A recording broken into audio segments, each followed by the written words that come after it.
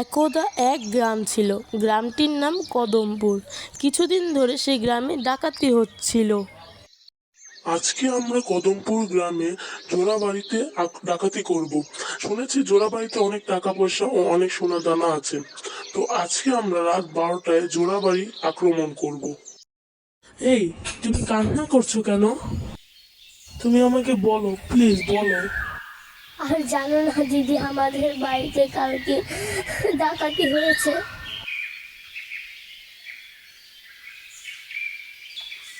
কি বলো কি?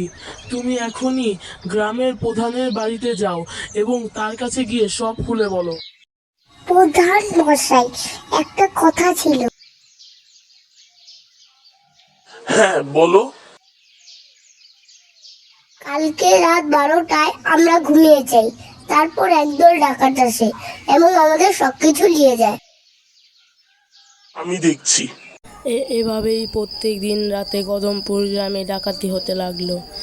এক এক করে সমস্ত গ্রামের সবাই গ্রামের প্রধানের কাছে গিয়ে তার বিচার চাইলো এবং তার এই গ্রামের ডাকাতগুলোকে ধরার অনেক চেষ্টা করলো।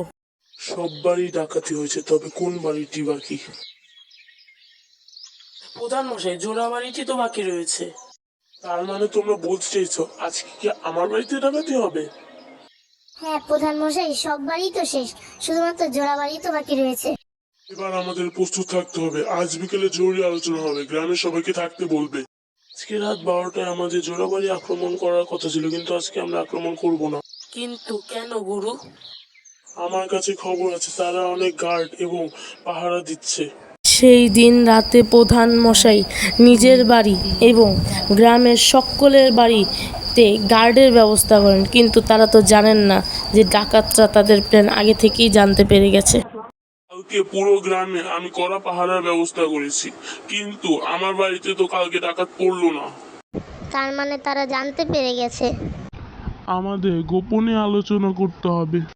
কালকে আমাদের জরুরি আলোচনা করার কথা ছিল, কিন্তু আমার শরীর অসুস্থ থাকার কারণে আমি আলোচনাটি করতে পারিনি।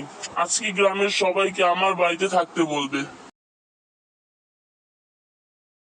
হ্যালো গাইস, আপনাদের কার্টুন ভিডিওর পার্ট 1টি কেমন লেগেছে তা অবশ্যই কমেন্ট বক্সে লিখে যাবেন।